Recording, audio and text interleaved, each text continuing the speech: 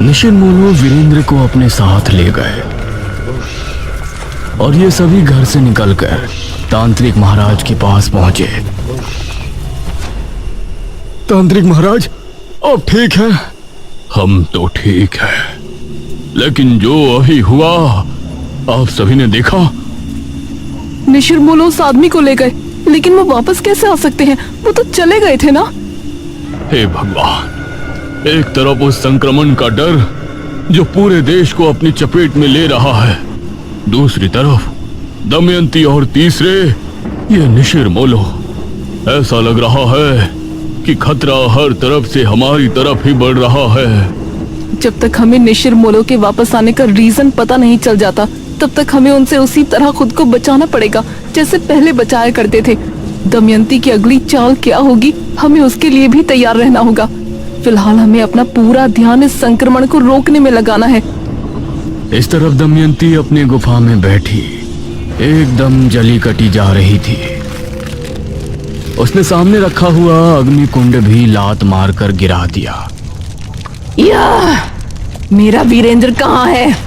कौन थे वो 4 नकाबपोश जो उसे ले गए? दमयंती, ये तुम क्या कर रही हो? तुमने क्रिया में इस्तेमाल होने वाले अग्निकुंड में लात क्यों मारी? ये काली विद्या का अपमान है। हे काली दुनिया की देवी, क्षमा करें। आप ही बताइए, वो 4 आदमी कौन थे? पहले तो वो मुझे सिर्फ सपने में दिखा करते थे, अब वो असल में कैसे आ गए? और वो वीरेंद्र को कहाँ ले गए? वो निशिर-मोलो है दमयंती।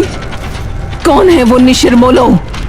तुमको याद नहीं क्या, जब तुम महाराज के साथ सिंहासन पर बैठी थीं, तब कुछ फरियादी आए थे। हाँ, वो ये पूछ रहे थे कि महाराज उन लाशों का क्या करते थे, और फिर मैंने उनको खत्म कर दिया था। हाँ, असल में जो आखिरी मुर्दा तुम्हारे पास आया था, उस मुर्दे को ले जाने वाले 4 नकाबपोश आदमियों को महाराज के सिपाहियों ने मार दिया था। उन्हीं की आत्मा मरने के बाद निशिर-मोलो बनी और तब से ही ये बेरमपुर में भटकते थे। मेघना ने इनको महाराज की लाश देकर वापस भेज दिया था, लेकिन अब ये वापस कैसे आ गए, इसका ज्ञान मेरे पास भी नहीं है। ये मुझे मेरे सपनों में क्यों नजर आते थे? क्या इसके बारे में भी तुमको कुछ नहीं पता? जिस तरह भगवान अपने भक्त को पहले ही चुन लेता है, उसी तरह शैतान ने भी तुमको पहले ही चुन लिया था, और शैतान जिसको चुन लेता है वो उसके भविष्य काल की कुछ तस्वीरें उसको पहले ही दिखाना शुरू करता है। इस पर दमयंती ने अपने सपने को फिर से याद किया। आधी रात का पहर था, चारों तरफ घना जंगल। दमयंती डरी सहमी सी अंधेरे के बीच खड़ी थी। ये मैं कहाँ आ गई? क्या मैं सही जगह हूँ? वो इधर उधर देख रही थी, लेकिन घने जंगल के अलावा कुछ भी नजर नहीं आ रहा था। तभी उसे एक आवाज सुनाई दी। ये आवाज सुनकर वो अचानक से डर गई और झाड़ियों के बीच जा छिपी। उसने देखा कि 4 आदमी कंधे पर एक ताबूत उठाए आगे बढ़ रहे हैं, और उन्हें पहचानते ही वो बेहद डर गई। हे काली दुनिया की देवी, मुझे बचा लीजिए। तो क्या मैं उनसे बचने के लिए ऐसे भी भटकती फिरूंगी? वो मेरा भविष्य है। भविष्य कभी भी बदल सकता है दमयंती। उन्होंने बस तुमको आगाह किया है कि वैसा हो सकता है। नहीं, ऐसा कभी नहीं होगा। मेरी शक्तियों के आगे दुनिया की कोई शक्ति बड़ी नहीं है। मैं कभी किसी से नहीं डरने वाली। इस तरफ पूरे भारत में महामारी फैल रही थी। सभी लोग अपनी अपनी दुकान, ऑफिस और कार्यस्थलों को बंद करके घर में बैठे थे। हर मोड़ पर, हर चौराहे पर, हर गली के नुक्कड़ पर पुलिस बल तैनात था। उस समय सिर्फ राशन लेने वाले लोगों को ही बाहर निकलने की इजाजत थी, और चेहरे से मास्क होना अनिवार्य था। मास्क का चेहरे पर ना होना एक बहुत ही गंभीर अपराध जैसा बन गया था। उस संक्रमण के चलते लोगों की मौतें भी अब बढ़ती जा रही थी। मुझे छोड़कर क्यों चले गए जी? मुझे भी अपने साथ ले जाते। मैं इतनी बड़ी जिंदगी कैसे गुजारूंगी। तभी वहां पर उस मृत आदमी का बेटा आया। राजू, तू अकेला कैसे आया है? मोहल्ले वालों को बुला कर ला, आरती उठने का समय हो गया है। माँ, कोई भी पड़ोसी साथ आने को तैयार नहीं। कह रहे हैं कि तेरा बाप कोरोना वायरस की वजह से मरा है। अगर हम उसकी लाश के करीब जाएंगे तो हमें भी वो वायरस लग जाएगा। हे ऊपर वाले, ये तो कैसा कहर ढा रहा है। मेरे पति की लाश पड़ी है और उसको अर्थी देने को भी कोई तैयार नहीं है। वो औरत फूट फूट कर रोने लगे। लेकिन वो समय ही ऐसा था। कोरोना वायरस के चलते इंसान अपने ही जैसे दिखने वाले दूसरे इंसान को अपना दुश्मन समझ बैठा था। जो मर्द काम करने के शौकीन नहीं थे, जो हर दूसरे दिन छुट्टी करके घर पर आराम फरमाने की आदत रखते थे, वो लोग भी उस समय यही दुआ कर रहे थे कि जल्द ही लॉकडाउन खुले और हम काम पर जाएं। घर में बैठे बैठे और अपनी गली को देखते देखते सब लोग ऊब चुके थे। मेघना, अब तो ये संक्रमण बढ़ता ही जा रहा है। लोग एक दूसरे से हाथ मिलाने तक से डर रहे हैं। हे भगवान, तूने ये हमें किस तरह से बेबस कर दिया है। कैसे बचे इस महामारी से? हमें कोई तो रास्ता दिखाओ। तभी इन सभी को एक आवाज सुनाई दी। बेरमपुर वासियों, आपसे विनती है कि सभी अपने घरों में रहें और सुरक्षित रहें। कोई भी बेवजह बाहर ना निकले और जब भी बाहर निकले मास्क जरूर लगा कर रखें। सोशल डिस्टेंसिंग का पालन जरूर करें, वरना अगर हमने आप में से किसी को बिना मास्क के बेवजह घूमते देख लिया तो आपकी खराब हालत के जिम्मेदार आप खुद होंगे। ये क्या है कि पुलिस होकर ऐसी धमकी कैसे दे सकते हैं? इस समय सही गलत कोई नहीं देखने वाला इशिता। हमें पुलिस की बात माननी ही पड़ेगी। लेकिन ये सोच सोच कर मेरा सर फटा जा रहा है कि हम इस वायरस को खत्म कैसे करेंगे।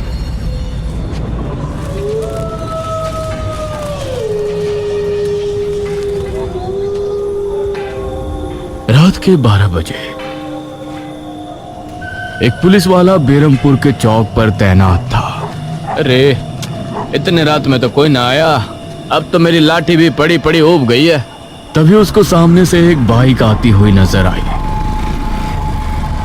पुलिस वाला उसको देखकर छिप गया और जैसे ही वो आदमी चौक पर पहुंचा तो अचानक पुलिस वाला उसके सामने आ गया। चल रहे हीरो, बाइक साइड में लगा। वार्निंग देने के बाद भी घूमने का शौक खत्म नहीं हो रहा है ना? अब देख कैसे मैं तेरी कमर का गुंबद बनाता हूँ। ये सुनकर उस लड़के ने पुलिस वाले को अपनी जेब से एक 500 का नोट निकाल कर दिया। जाने दो ना साहब, आते समय भी एक और नोट दूंगा। ये सुनकर पुलिस वाला मुस्कुराया। ठीक है, लेकिन 1 घंटे के अंदर वापस आ जाइयो। बड़े साहब आ गए तो मैं भी कुछ ना कर पाऊंगा। जी जरूर। ये कहकर लड़का वहां से चला गया।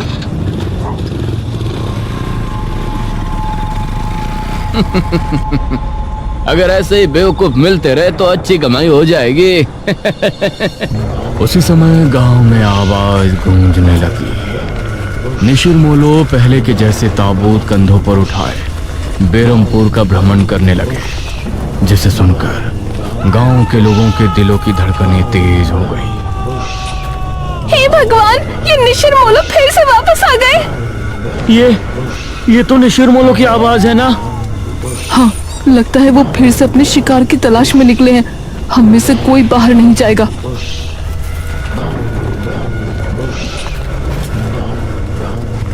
अरे, ये कौन है भाई? इतना शोर कर रहे हैं। उसने देखा तो सामने से निशिर मोलो आ रहे थे। अरे, ये कौन है? ओहो, पुलिस के डर से रात में अर्थी लेकर जा रहे हैं। कोई बात नहीं, आने दो। इनसे तो सीधे 10,000 लूंगा। वो करीब आए तो उसने देखा कि उनके चेहरे पूरी तरह से ढके हैं। उसने अपनी लाठी उठाई और खुद ही उनके सामने आ गया। अरे, ओ रुक जाओ। ऐसे पूरे मुंह को ढकने से तुम बच नहीं पाओगे। ये कपड़ा नहीं, चेहरे पर मास्क होना जरूरी है। जल्दी से अपने अपने चेहरे दिखाओ। मास्क लगाया या नहीं? ये सुनते ही निशिर मोलो की आंखें लाल लाल चमक उठी, जिसे देखकर पुलिस वाले की सिट्टी पिट्टी गुम हो गई। तभी ताबूत खुल गया और उससे सुनहरी रोशनी निकलकर पुलिस वाले को ताबूत में खींच कर ले गए। सभी गांव के लोगों को पुलिस वाले की चीख सुनाई दी और फिर वो भयानक आवाजें दूर जाते जाते खत्म हो गई। तांत्रिक महाराज, आप कुछ तो सोचिए, कुछ तो हल निकालिए इस महामारी का। मृत्युंजय अमृत को हम पूरे इंडिया में तो नहीं भेज सकते, ऐसे में कोई तो रास्ता होगा ना। बेटी, तुम्ही ने पिछले जन्म में अपने राज्य को महामारी से बचाया था। मुझे लगता है कि इस महामारी से बचने का उपाय भी हमें तुम्हारे पिछले जन्म, तुम्हारे अतीत से ही मिलेगा। यह सुनते हुए मेघना तांत्रिक महाराज को बड़े गौर से देख रही थी। शायद ही उसे उनकी बातें समझ आ गई थी।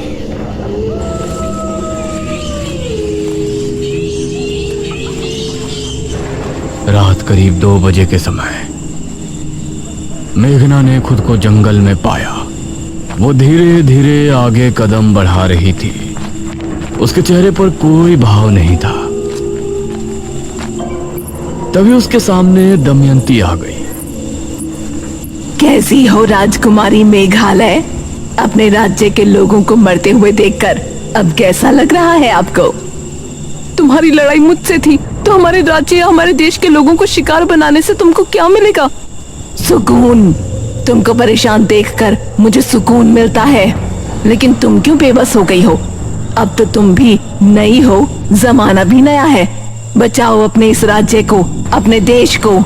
क्या अब कोई सिद्धि नहीं बची जो तुम इससे सबको बचा सको? यह सुनकर मेघना ने अपनी नजरें झुका ली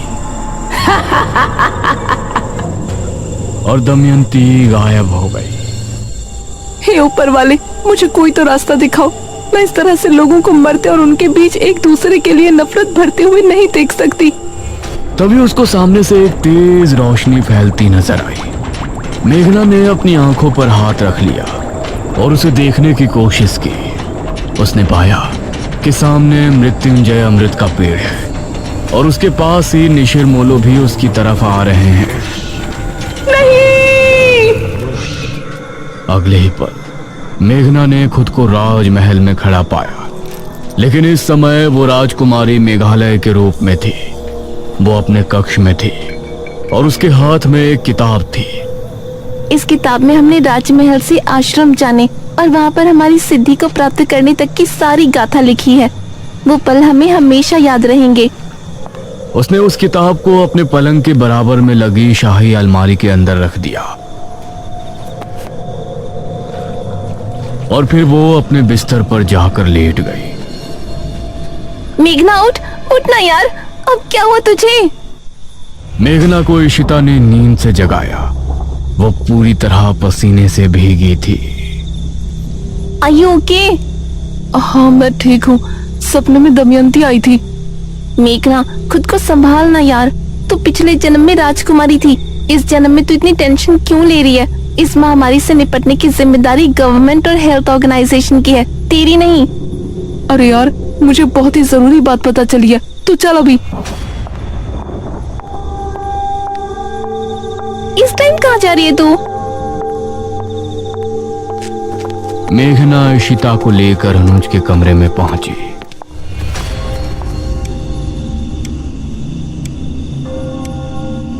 अनुज, जल्दी उठो। अनुज आंखें मलता हुआ उठ बैठा। अरे वाह, आज तो सुबह सुबह मेघना ने मुझे जगाया है। आज का दिन तो बहुत अच्छा जाएगा। अरे ओ मजनू, सुबह नहीं रात के 2 बज रहे हैं। अरे इस समय क्या हुआ मेघना, सब कुछ ठीक तो है ना? हम तीनों को अभी राजमहल जाना होगा। इस समय वो भी राजमहल? अब तुमको वहाँ क्यों जाना है? ठीक है, तुम दोनों बस सवाल पूछते रहो, मैं अकेले ही जा रही हूँ। ये कहकर मेघना कमरे से निकलने लगी। अरे रुको, मैं भी चल रहा हूँ यार। इशिता और अनुज भी उसके पीछे हवेली से निकले और ये अब तीनों राजमहल की तरफ रवाना हो गए। मेघना बहुत तेज तेज कदम बढ़ा रही थी और 20 मिनट चलने के बाद राजमहल इनके ठीक सामने था।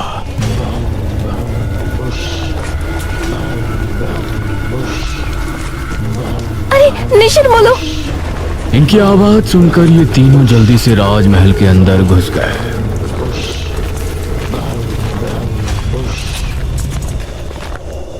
थैंक गॉड, मुझे तो लगा था कि आज हम गए। मेरे साथ आओ। मेघना अपने कक्ष में पहुंची।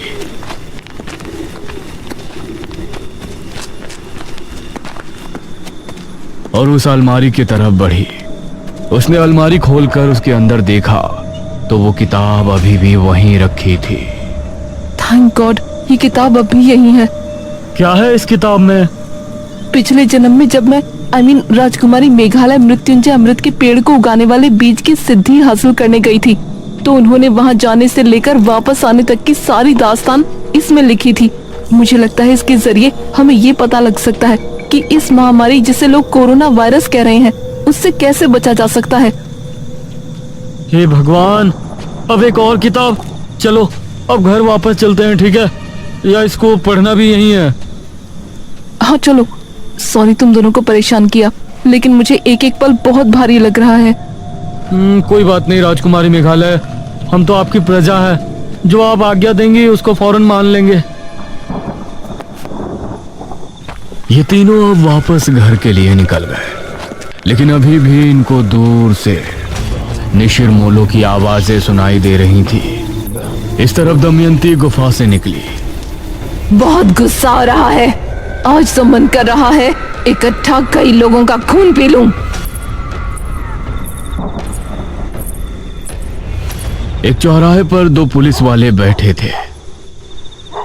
अरे ओ तल पड़े, जरा एक चाय तो लेकर आना। सर, आपने मास्क क्यों निकाल दिया? अरे तू मुझे ज्ञान दे रहा है? दरोगा हूँ मैं, दरोगा।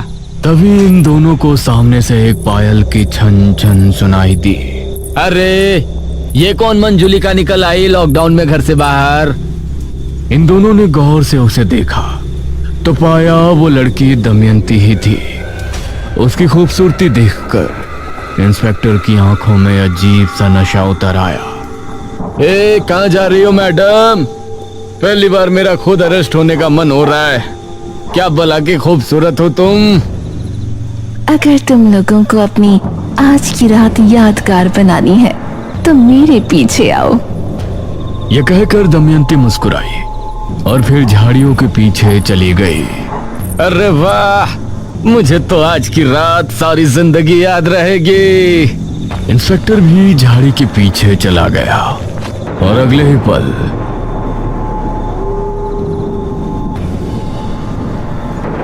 उसके कपड़े बाहर आ गिरे। वाह, आज तो सर की ईद और दिवाली एक साथ मन गई।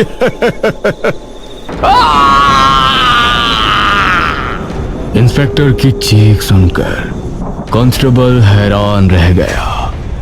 क्या हुआ सर? तभी दमयंती उसके सामने आ गई। उसके दांत बहुत भयानक हो गए थे, आंखें भी लाल सुर्ख होकर चमक रही थी। आ जाओ मेरी जान, तुमको अपनी रात खूबसूरत नहीं बनानी क्या? ये कहते हुए दमयंती ने कांस्टेबल को कसकर गले लगा लिया और उसकी चीख फिजा में गूंज गई।